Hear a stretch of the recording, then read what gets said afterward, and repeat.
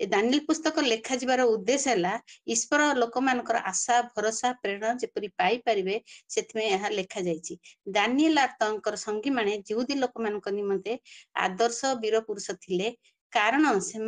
सेमानकु बारंबार ताड़ना आसुला किंतु विदेशी राजा मानक निकट रे कार्य करथुवा समय सुधा से निजर ईश्वर प्रति से विश्वस्त थिले कारण से एक रे लेखा जाए जिहुदार राजा जेहोयाकीम राजत्वर तृतीय वर्ष रे बाबिल राजा नपुंसकचर जेरूशलेम आसी ताहा उपरोध कले। जिहुदार राजा जितरे जेहोयाकीम थिले से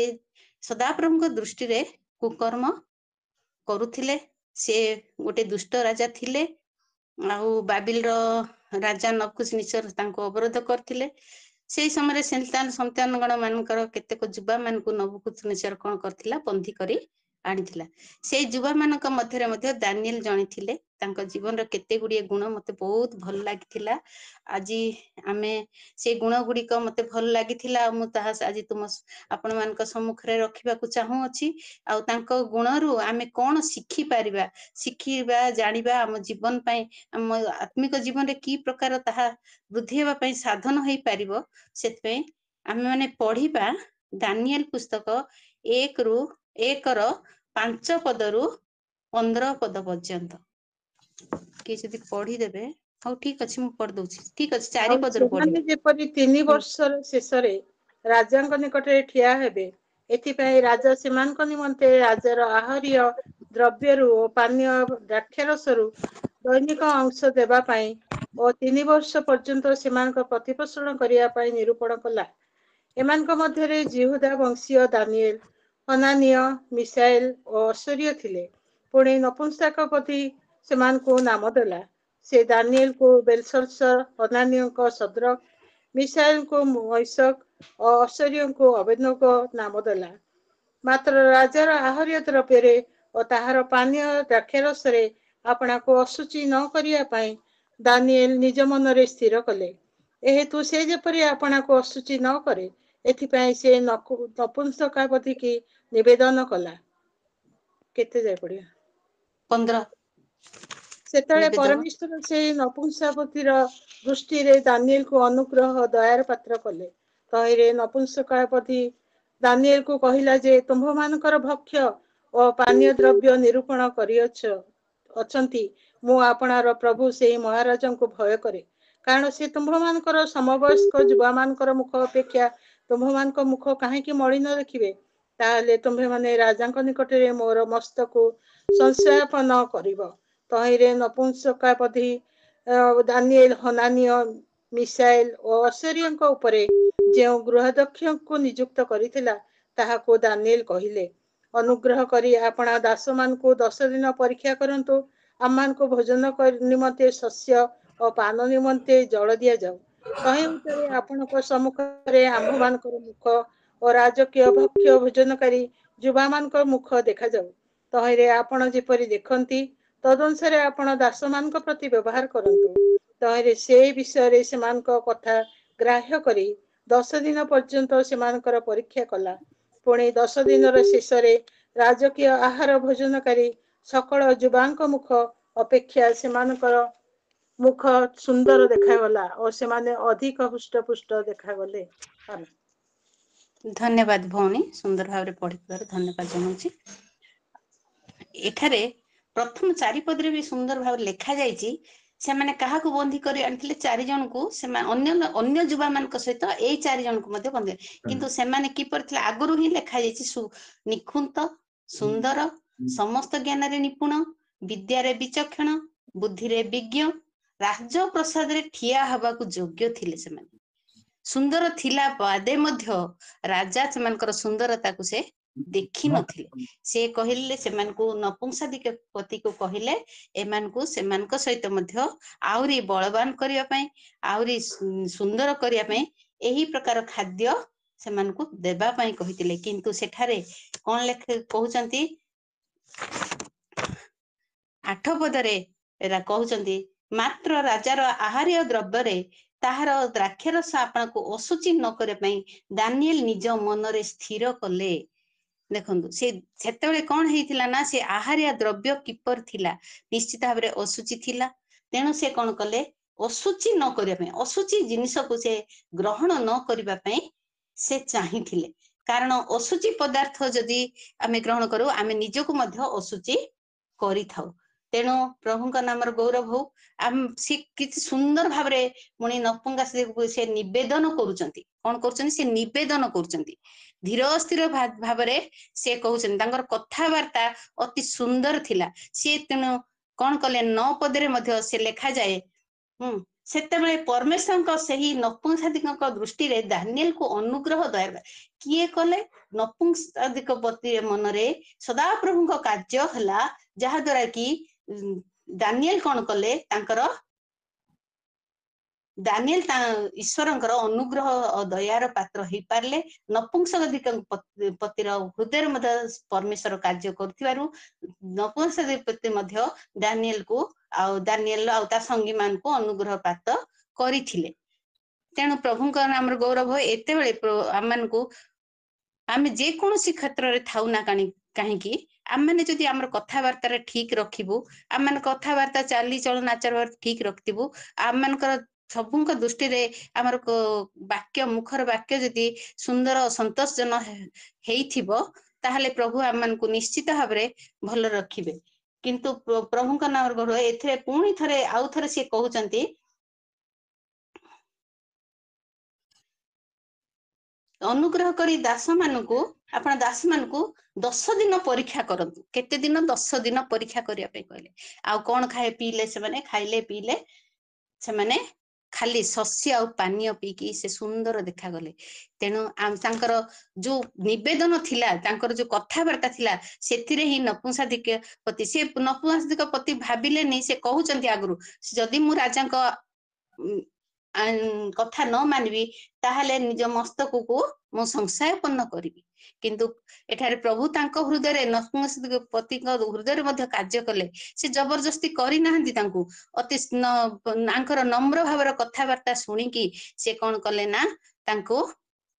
ପୁରା ପରୀକ୍ଷା କରି ଦେଖ ବୋଲି କହିଲେ। ସେ ପରୀକ୍ଷାରେ ସେ ରାଜି ହେଇଗଲେ। ପ୍ରଭୁଙ୍କ ନାମରେ ତେଣୁ କଲସିୟରେ ଲେଖାଯାଏ, ଆମେ ଯୋଉଠି କ୍ଷେତ୍ରରେ ଥିବା, ଆମ ପରିବାରରେ ହଉ, ଆମ ମଣ୍ଡଳୀରେ ହଉ, ନେତୃବର୍ଗୀୟ ସ୍ଥାନରେ ଯୋଉଠି ଠିଆ ହବା, ଆମ ଚାକିରୀ କ୍ଷେତ୍ର ହଉ, ଯୋଉଠି ମଧ୍ୟ ଆମେ ଯେତେବେଳେ କଥାବାର୍ତ୍ତା କରିବ, ଆମ ପାଖରେ ଯେତେ ଦୁଷ୍ଟତାର କଥା ଯିଏ କହିଥାଉ ନା କାହିଁକି, ଆମେ ତାକୁ ନମ୍ର ଭାବରେ ଉତ୍ତର ଦବା। ତେଣୁ କଲସିୟ 4:6 ଲେଖାଯାଏ, ତୁମ୍ଭର ବାକ୍ୟ ସର୍ବଦା ମନୋହର, ପୁଣି ଲବଣରେ ସ୍ୱାଦ ଯୁକ୍ତ ହଉ, ଯେପରି କାହାକୁ କିପରି ଉତ୍ତର ଦେବାକୁ ହୁଏ, ତୁମେ ତାହା ଜାଣିପାର। ଏଇଟା କେମିତି ଜାଣେ? ପ୍ରଭୁଙ୍କ ନିକଟବର୍ତ୍ତୀ ହେଇଛି, ସେମାନେ ପ୍ରଭୁଙ୍କ ପାଖରେ ଅଛନ୍ତି, ତେଣୁ ସେମାନେ ତାହା ଜାଣିପାରି ସେମାନଙ୍କର ବାକ୍ୟ, ସେମାନଙ୍କର କଥାବାର୍ତ୍ତା ଅତି ସୁନ୍ଦର ଭାବରେ କହିଥିବାରୁ ସେମାନେ କଣ କଲେ ନା, ଈଶ୍ୱରଙ୍କ ଦୃଷ୍ଟିରେ ମଧ୍ୟ ଅନୁଗ୍ରହ ପାଇଲେ, ଆଉ ନପୁଂସାଦିକ ପତିଙ୍କ ଦୃଷ୍ଟିରେ ମଧ୍ୟ ଅନୁଗ୍ରହ ପାଇଲେ। ଏହା ହଉଛି ଗୋଟିଏ ଆମର କଥାବାର୍ତ୍ତା, ଆମର ଜୀବନର ଆମର ପ୍ରେମ, ନମ୍ରତାର ଜୀବନ ଆଉ କଥାବାର୍ତ୍ତା ଅତି ନମ୍ର ଭାବରେ କରିଥିବାରୁ ଆମେ ଦାନିଏଲ କଣ କଲା ନା, ସେଥିରେ ସେ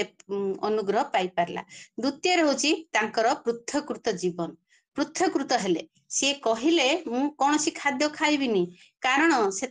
ସେମାନେ ଚାହିଁଥିଲେ ରାଜକୀୟ ଖାଦ୍ୟ ଖାଇ ପାରିଥାନ୍ତେ, ଆଉ ସୁନ୍ଦର ଭାବରେ ରହି ପାରିଥାନ୍ତେ। ସେମାନଙ୍କ ପାଇଁ ସବୁ କିଛି ସୁବିଧା ଥିଲା, କିନ୍ତୁ ସେମାନେ କଣ ହରେଇଥାନ୍ତେ? ପ୍ରଥମେ ତ ସେ ପ୍ରଭୁଙ୍କର ଦର୍ଶନ ହରେଇଥାନ୍ତେ, ସବୁ କିଛି ହରେଇଥାନ୍ତେ। କିନ୍ତୁ ସେ ଜାଣିଥିଲେ ଏଇ ଖାଦ୍ୟ ହଉଛି ଅଶୁଚି। ମଶାଙ୍କ ବ୍ୟବସ୍ଥାରେ କେତେକ ଖାଦ୍ୟ ପଦାର୍ଥକୁ ଅଶୁଚି ରୂପେ ଚିହ୍ନିତ କରାଯାଇଛି। ଅର୍ଥାତ୍ ସେଇ ଖାଦ୍ୟ ଗୁଡିକ ଯିହୁଦୀ ମାନଙ୍କ ଭକ୍ଷଣ ନିମନ୍ତେ ଅନୁପଯୁକ୍ତ ଥିଲା। ତା ଲେବୀୟ 11 ଅଧ୍ୟାୟରେ ଲେଖାଯାଇଛି। ଦାନିଏଲ ମଶାଙ୍କର ବ୍ୟବସ୍ଥା ବାଧ୍ୟ ହବାକୁ ଇଚ୍ଛା କରି ସେ କଣ କଲେ ନା, ସେଗୁଡିକ ଛୁଇଁବା ପାଇଁ ଇଚ୍ଛା କଲେନି। ଆଉ ସମ୍ଭବତଃ ଭାବୁଛି ମୁଁ ସେଇ ସମୟରେ ଆଉ ପଢିଥିଲି ବି ଗୋଟେ ବହିରେ, ସେ ରକ୍ତ ଲାଗିଥିବା ମାଂସ ପ୍ରସ୍ତୁତ ଭୋଜନ ବାରଣ କରିଥିବେ। तेणु लेवी 17-14 पदरे से सब लेखा जाइए देव प्रसाद रूपे उत्सर्गित केते खाद्य हुए तो राजा मेजरे परसा जाउथिला तेणु ताहाको भजन करी ईश्वरंकर विरुद्धाचरण करने से इच्छा कर निजको से असुचि खाद्य ठारू पृथक रहिया निजको चाहिथिले कारण से ईश्वर को भय करुथिले ईश्वर को से भय करथिले कहीं मशांक व्यवस्था अनुजाई जदि सेतले मशांक व्यवस्था थिला तांको अनुजाई तांको व्यवस्थार लंघन करबा ही कारण लेखा जाइछि व्यवस्था लंघन ही पाप तेणु से भाविले सेटा नूतन नियम अवश्य लेखा जाइछि तेणु व्यवस्था को से अति सुंदर भाव रे पालन करिया पई से चाहुथिले आ से असुचित द्रव्य से कौन कले भजन न करिया पई से निवेदन करथिले आउ से भजन मध्य करि नथिले पृथकृत रखिथिले अन्यान्य केते जण युवा युवती मान को देइथिबे सिटी खाद्य सुंदर भाव रे खाद्य देइथिबे से माने खाद्य से खाद्य मध्य से माने व्यवहार करथिबे किंतु से निजको पृथकृत करिया पई से अन्य मान को सहित कोन करे सालिस करि नथिले से दिन तेणु आमे मध्य विभिन्न परिवेश रे विभिन्न सांग साथी विभिन्न धर्मर लोक मान सहित मिशु चाकरी क्षेत्र रे हो कि विभिन्न कार्य क्षेत्र रे विभिन्न अन्यान्य जगार हो आम अन्य धर्म लोक मान सहित मत बसवास कर आमे जेपरि सेमान सहित कौन विषय सालिस करबा नहीं तेणु आम रोमियो 12:21 एपरि लेखा जाए मांस भोजन किंबा द्राक्षारस पान जे कौन विषय बाधा जन्मे ताहा न कले भल एपरि भाव आम जदि जो को विषय आम असुचिर कारण हेउची सेगुड़ाक आम न करबा भल आजिकल युवा युवती मान विषय आ कौन कहबी ए खाद्य पानीय तो बहुत अवश्य आम एठी जिते जण आम बसु केही नुहंती कारण जो माने प्रभु निकटवर्ती से माने केबे भी ए सब विषय जिबे नहीं खाद्य पानीय उपरे ए गुडक तेणु से माने निश्चित भाव में पृथकृत होती प्रभु से मनोनीत कर जूम मीटिंग रे जो माने अच्छी से प्रभु नाम गौरव हो से तेणु रोमियो 12:2 लिखा जाए ए जगतर अनुरूपी हुओ नहीं आजिकल युवा युवती माने सबु बळे प्रभु जोठी देखिबो एपरी काम करती जे थरे थरे बहुत दुख लगे माने आम पिला माने समाज रे एते तळको काहे कि इमती हे जाउचंती जोठी देखिबो कबे कि हाँ हाँ से क्रिश्चियन पिला हेथिबो किंतु आमान को बहुत दुख लगे से सब सुनी की किंतु सेमान को प्रभु बुद्धि दियंतु ज्ञान दियंतु सेमान मध्य कोन करंतु ना फेरी आसंतु प्रभु को निकट को तेणु प्रिय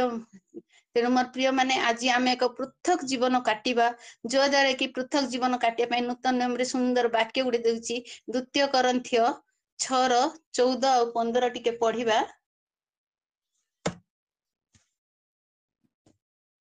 2 Corinthians 6:15-14 अविश्वासी मानक सहित समान असमान रूपे जोचा न जाओ कारण धर्म अधर्म मध्य की सहभागिता अबा अंधकार सहित आलोकर की सहभागिता विलियर सहित ख्रीष्टंकर की मिलन किंबा अविश्वासी सहित विश्वास की अंश धन्य प्रभुंकर नाम गौरव हो एठार हम देखु विश्वासी सहित अविश्वास की मिलन तेणु आम मैंने किपरि पृथकृत जीवन काटू से सहित आम मैंने जगत रहिला बेले आमर पृथकृत जीवन रे जपरि प्रभु महिमान्वित गौरवान्वित हेबे आ 17 पदरे मते लेखा जाइछि एणु प्रभु यह कहती तुम मैंने सेमान मध्यरु बाहरी आस पृथक हुआ आ असुचि पदार्थ स्पर्श करो नहीं आजिकल जुगरे द्राक्षारस बेले कौन आपण माने भल भाव में बुझी पारुथिबे आजिकल आम पिला माने आम युवा युवती माने एई सब रे बेसी आकृष्ट हो जाइछंती तेणु आम पिला माने जहार घरे भी जो पिला माने अच्छंती आज सेथिरु से माने फेरी आसंतु प्रार्थना करिबा माने जेपरी से माने फेरी आसी पारिबे आम माने जेते जण अच्छु समस्त बोझर सहित समस्त घरे किछि ना किछि समस्या थिबो हाँ आमे प्रभु निकट रे सबुदिन निवेदन रळी आमे जणाउछु किंतु प्रभु आम निश्चित भाव डाक शुणी उत्तर देबे आम माने एई सब जिनिस आम एठु जानि पारलु जे आमे प्रभु को पाखरे रहिबा जेपरि माने जगत रु पृथकृत जीवन काटिबा संगे संगे दानिएल रो जीवन रु या देखि पारलु से जेपरि पृथकृत जीवन काटिथिले आमे मध्य सेहि परि पृथकृत जीवन काटिबा जहा सहित आम उठिबा बसिबा लोकन सहित जो अछि सेमान सहित आमे किपरि बंचिबा किपरि रहिबा से विषय आमे निज निजको किपरि रहुचु भी से विषय आमे निज निजको समीक्षा करिबा आ गोटे तृतीय विषय हैला प्रार्थना जीवन तांकर ताहा लेखा जाए दानिएल 6 रो 10 पदरे अनंतर एही लेखा साक्षरित होइअछि बोली जानिला उतारे दानिएल अपना गृह को गले तांको कोठरीर झरका जेरुसालेम आड़े मेला थिला पुणी से पूर्वे जेपरी करी थांती तदुनुसारे दिन मध्यरे 3 थर आंठु पाती प्रार्थना कले अपना परमेश्वर को छामुरे धन्यवाद प्रदान कले praise the Lord Prabhu Daniel को प्रार्थना थिला नियारा से जानी थिले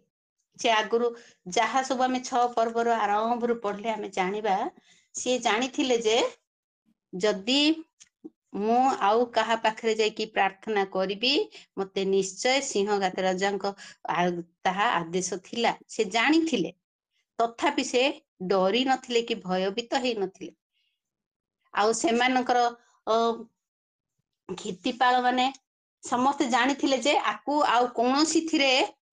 आकु आमने हैरान करि पारिबुनी कि कोनोसी विषय आरो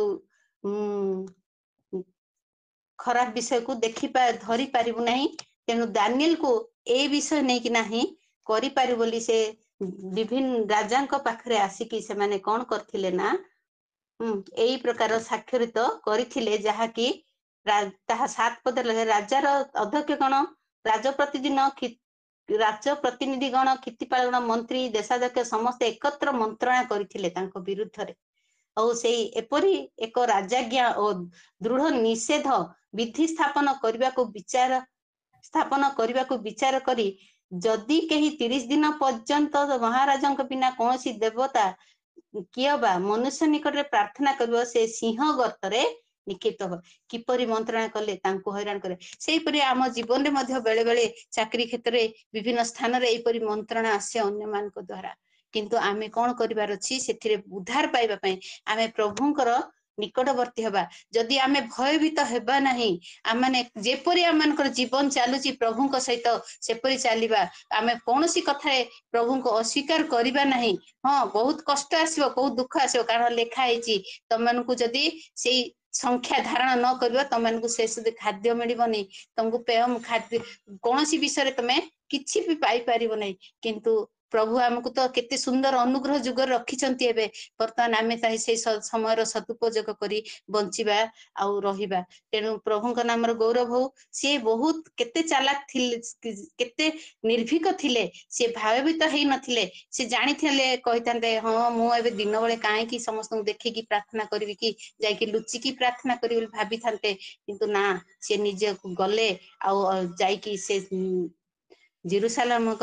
जे तांको कोठर झरका जेउ आडे जेरुसालेम मेडा थिला से पूर्व परी सबुदिन जेपरि से करूथिले सेही पर प्रार्थना आज आम जीवन कोन हेछि ना जो कार्य करूथबो आम जति किछि बाधा आछि आमे ताको कोन करे बदले द हां प्रभु जानु नांदी कि हां प्रभु जानुचंदी ना मो विषयटा किंतु नाइ आमे सेथिरे सालिस करी नउचु प्रभुंक नाम नै कि तेनु आमाने निजर प्रभु का उद्देश्य जो समय को आमे बाहर करचु से समय को आमे केबे भी एपट सेपटे करिबा नाही मोर प्रिय माने तेनु से दिन थर प्रार्थना करी से कौन करथिले तांकर दुईटी प्रार्थना विषय तो मु पाइली तांकर दुईटा समय रो गोटे रात्रि कालन प्रार्थना अछि जहा कि 2 रो 18 19 रे लेखा जाईची से एथि पई एही निगूढ़ विषय स्वर्गस्थ परमेश्वर का अनुग्रह प्रार्थना करने अपना संगी मान संगी हनानिय मिसाएल असर्य को से चूड़ांत जणाइले अनंत रात्रि काल रे दर्शन रे से निगूढ़ विषय दानिएल को प्रति प्रकाशित हले तेनु तहिरे दानिएल स्वर्गस्थ परमेश्वर धन्यवाद कले से आपण ए विषय समस्त जानी से जो नबकुच निश्चर जो स्वप्न देखिथिले ता उत्तर से जानिबा पई किंतु ता विषय तो सेठी सेमती लेखा आइछि आ गोटे मध्य संध्या कालीन प्रार्थना अछि दानिएल 9:21 रे मध्य से पर लेखा जाए ता छडा मु भाबुची से आउ 3 थर मध्य से प्रार्थना करूथिले कारण सकाळे उठुथिले निश्चय आ माने जेपरि करू से मध्य सेपरि धन्यवाद करूथिले आउ धन्यवाद दउथिबे आउ अन्य को मध्य क्षमा दउथिबे अन्यर निजर क्षमा मागिबा संगे संगे अन्यर मध्य क्षमा प्रार्थना करूथिबे कारण 9 पदरे सेठी लेखा जाइछि सुंदर भाबरे से अन्य मानक पई मध्य बोझग्रस्त थिले निजर लोकमानक पई इस्राएलिया लोकमान पई से बोझग्रस्त थिले कारण सेठी लेखा जाइछि 9 पदरे आमे 9 पर्वरे पूरा जदि आमे पढिबा सेठारे उति सुंदर वाक्य लेखा जाए 4 पदरे लेखा आइछि पुणी मु सदा प्रभु मोर सदा 9:4 रे पुणी मु सदा प्रभु परमेश्वर निकट रे प्रार्थना कली ओ मो पाप स्वीकार कली से प्रभु हे प्रभु तुम्हें महान और भयानक परमेश्वर जो माने तुम्हको प्रेम करती और तुम्हार आज्ञा पालन करती तुम माने सेमान प्रति नियम और दया रक्षा करिस हालेलुया देखंतु एठारे सी प्रार्थना करुचंती ता परे परे 9 पर्वरे आउरी पढ़ी पढ़ी जिवे से इस्राएल पे किपरि प्रार्थना करुचंती आउ से निजको नम्र करी प्रभुंकर निकटवर्ती होउचंती ता छडा से आउ 3 थर मध्य सेपरि अनेक विषय प्रार्थना विषय तो अनेक रेफरेंस अछि अनेक जन प्रार्थना रे वीर थिले सेमानक विषय हम माने जानि अछु दाऊद मध्य दिन को 7 थर प्रार्थना करुथिले किंतु आम माने आज केते थर करूचु आम आज प्रार्थनार जीवन किपरि अछि प्रभुଙ୍କ पाखरे जते प्रार्थना करूचु आमे ता गोटे कनेक्टिंग ईश्वरଙ୍କ सहित हबाकू पड़िबो खाली ऊपर ऊपर ऊपर ठाउरिया प्रार्थना प्रभु हमर केबे भी सुनिबे नै केबे भी सुनिबे नै कारण आमे जते प्रार्थना करू आमे अन्य मान पई केते बोझग्रस्त अछि हमर प्रार्थना आज की प्रकार अछि आम मानकर प्रार्थनार विषय वस्तु कोन अछि हां अन्य मान समस्या पई आज आमे बोझग्रस्त होई प्रार्थना करूछु कि आमे निज निज को समीक्षा करबा निज निज को प्रभु सहित कथावार्ता करछा पवित्र आत्मा कोन जणाउचंती आम मान को आमे ता जानिबा को चेष्टा करबा कारण पवित्र से दर्शन माध्यम सदा प्रभु दानिएल को कथा कहउतिले से दर्शन माध्यम सदा प्रभु दानिएल को कथा कहउतिले स्वप्नर दर्शन गुडाक सब जणाउतिले आज आमे कार स्वप्नर दर्शन पाई परिबा कि आमे आज किपरि आमे प्रार्थना करूछु आम ईश्वरଙ୍କ सहित आम संपर्क प्रार्थना किपरि अछि कारण सब प्रार्थना प्रभुଙ୍କ सहित एपरि संपर्क रहिबा उचित जहा कि प्रभु हमको दर्शन माध्यम रे कथा कहिबे प्रभुଙ୍କ नामर गौरव प्रभु हमनको सहायता करंतु दया करंतु तापरे आ चतुर्थ विषय रखबी दानिएल को पई अन्य माने देइथिबा साक्ष्य बहु जन दानिएल को पई साक्ष्य देइथिले दानिएल 5:14 पर्वरे लेखा जाए मु तुमानक विषय सुनी अछि तुम अंतर देवगणर आत्मा अछंती आउ ज्ञान दीप्ति बुद्धि और श्रेष्ठ ज्ञान तुम्भटार अछि ए किए देइथिले ना नबकुश निश्चर से कहिथिले से साक्ष्य देइथिले ए विषय कारण से कहउचंदी तुम विषय मु सुनी अछि आगुरु से सुनीथिले आउ से कहिले तुम पाखरे एई सबु देवगणर आत्मा अछंती ईश्वरंगर आत्मा तांको पाखरे अछि से कोन करछंदी से परे नबकुश निश्चर मध्य साक्ष्य देइथिले से परे आमे पढिबा 5 पर्वर दानिएल 5:10 और 11 पद एई समय राजार पढ़ समय राजार ताहार अमात्य गणर कथा सकाशु राणी भोजनशाला को आसिला राणी कहिला हे राजन चिरंजीवी हेतु आपणकर भावना आपणको उद्विग्न न करू अथवा आपणको मुख विवर्ण न हेउ आपणको राज्य मध्यरे एक लोक अछंती तांको अंतरे पवित्र देवगणर आत्मा अछंती पुणी आपणको पितांक समय देवगणर ज्ञान तुल्य ज्ञान दीप्ति और बुद्धि और ज्ञान तांको ठारे देखा जाइथिला आउ आपणकर पिता राजा नबुकदनेस्सर हाँ आपणको पिता राजा तांको मंत्रवेदा गणक कलदीय और शुभ शुभ आदि मानक उपरे परिधान करी नियुक्त करिथिले आमे धन्यवाद भूमि ଦେଖନ୍ତୁ ଏଠାରେ ରାଣୀ ସେ ରାଣୀଙ୍କ ବିଷୟରେ ଅବଶ୍ୟ ସେ ରାଣୀ କାହାର ରାଣୀ ସେଟା କିଛି ଲେଖା ହେଇଛି। ମୁଁ ଗୋଟେ ବହିରୁ ବାଇବେଲର ସେ ସମ୍ପୂର୍ଣ୍ଣ ଅଧ୍ୟୟନରୁ ପାଇଥିଲି। ସେଟାରେ ଲେଖା ଯାଇଛି ଯେ ସିଏ ବେଲଶସ୍ସରଙ୍କର କେବେ ସ୍ତ୍ରୀ ନୁହନ୍ତି ବୋଲି ବାଇବେଲର ସ୍କଲାର ମାନେ ମଧ୍ୟ ସେଠାରେ ମତ ଦିଅନ୍ତି। ତାଙ୍କ ମା ହୋଇଥାଇ ପାରନ୍ତି କିମ୍ବା ନିଦୋଷଙ୍କ ପତ୍ନୀ ବୋଲି ପ୍ରକାଶ କେତେ ଗୁଡିକ ମତ ପ୍ରକାଶ ପାଉଛି। ଏଇ ରାଣୀ ସେ ଯାହା ହଉ ନା ଯିଏ ବି ହଉ, କିନ୍ତୁ ରାଣୀ ଏଠାରେ କଣ କରୁଛନ୍ତି ନା ସେ ତାଙ୍କର ସାକ୍ଷ୍ୟ ଦଉଛନ୍ତି। କାହାର? ଦାନିଏଲଙ୍କର। ସେ କହୁଛନ୍ତି ତାଙ୍କ ପାଖରେ ଦେବଗଣର ଜ୍ଞାନ ତୁଲ୍ୟ, ଏଠି ଦେବଗଣ ସେଥିରେ ଦେବଗଣର ଆତ୍ମା ବୋଲି କହିଥିଲେ, ଏଠି ଦେବଗଣର ଜ୍ଞାନ ତୁଲ୍ୟ ଜ୍ଞାନ ଦୀପ୍ତି ବୁଦ୍ଧି ଓ ଜ୍ଞାନ ତାଙ୍କ ଠାରେ ଦେଖାଇଲା। ଈଶ୍ୱରଙ୍କର ଜ୍ଞାନ ତାଙ୍କ ଠାରେ ପରିପ୍ରକାଶ ହେଇଥିଲା। ପ୍ରଭୁଙ୍କ ନାମର ଗୌରବ ହଉ। ତେଣୁ ଆମମାନେ ପୁଣି ଦେଖିବା ଦାନିଏଲ 5:27 ପଦରେ ଏଠାରେ ନା ଦାରିଆବସ୍ ତାଙ୍କର ସାକ୍ଷ୍ୟ ଦେଉଅଛନ୍ତି। ସେ ଉଦ୍ଧାର କରନ୍ତି 5:10 ତ ସେଟା ନାଇଁ ସରି 5:27 ନାଇଁ 27 ନାଇଁ 5:27 ନାଇଁ ସରି ସେଠି ଲେଖା ହେଇଛି ସେ ଉଦ୍ଧାର କରନ୍ତି।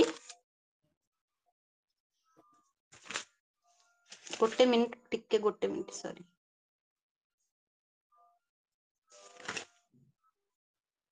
ହଁ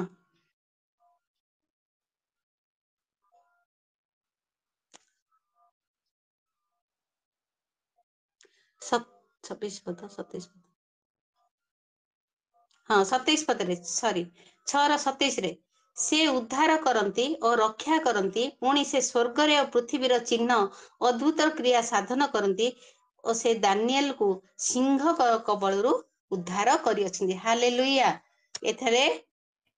ଦାରିଆବସ୍ କଣ କରୁଛନ୍ତି? ସମସ୍ତେ ଏ ବିଷୟରେ ଜାଣିଅଛୁ। ସେ ଦାରିଆବସ୍ ପକେଇଲା ପରେ ସେ ନିଜକୁ ଆଉ ରଖିପାରିଲେନି। ସେ ସିନା ରାଜା ହିସାବରେ ସେ ସବୁ ଆଜ୍ଞା ଦେଇ ଦେଇଥିଲେ, କିନ୍ତୁ ସେ ନିଜକୁ ରକ୍ଷା କରିପାରିଲେ। ରାତି ସାରା ଶୋଇନାହାନ୍ତି। ଆମେ ସମସ୍ତେ ଜାଣିଛୁ ତାଙ୍କ ବିଷୟରେ। ସେ ନିଜକୁ କେତେ ଛଟପଟ ହେଇଛନ୍ତି, କେତେ ଦୁଃଖ କରିଛନ୍ତି, କେତେବେଳେ ସକାଳ ହବ ବୋଲି ଜଗିଛନ୍ତି। ସେ କିପରି ତାଙ୍କ ପାଖକୁ ଯାଇକି ସେ ସତରେ ଅଛନ୍ତି କି ନାଇଁ ତାଙ୍କ ମନରେ ଗୋଟେ ସନ୍ଦେହ ଆସିଯାଇଛି। ତାପରେ ଯାଇକି ସେ ଡାକୁଛନ୍ତି, କହୁଛନ୍ତି କି ତୁମେ ଯାହାର ନିତ୍ୟ ତୁମେ ଯାହାର ସେବା କରୁଅଛ, ସେ ପରମେଶ୍ୱର ତୁମକୁ ସିଂହ ମାନଙ୍କ ପାଖରୁ ରକ୍ଷା କରିଛନ୍ତି ତ ବୋଲି ଡାକୁଛନ୍ତି। ହେ ଦାନିଏଲ, ସେତେବେଳେ ଦାନିଏଲ ନିଜେ କହୁଛି ହେ ମହାରାଜ ଚିରଜୀବୀ। ସେ ନିଜକୁ ନ କହିକି ହଁ ପ୍ରଭୁ ମୁଁ ଭଲ ଅଛି ମୁଁ ଆସୁଛି ଏମିତି ନ କହିକି ସେ ନିଜେ କହୁଛନ୍ତି, ରାଜାଙ୍କୁ କହୁଛନ୍ତି ହେ ମହାରାଜ ଚିରଜୀବୀ ହୁଅନ୍ତୁ। ତାଙ୍କର ଉତ୍ତର ଆଜି ପ୍ରଭୁଙ୍କ ନାମର ଗୌରବ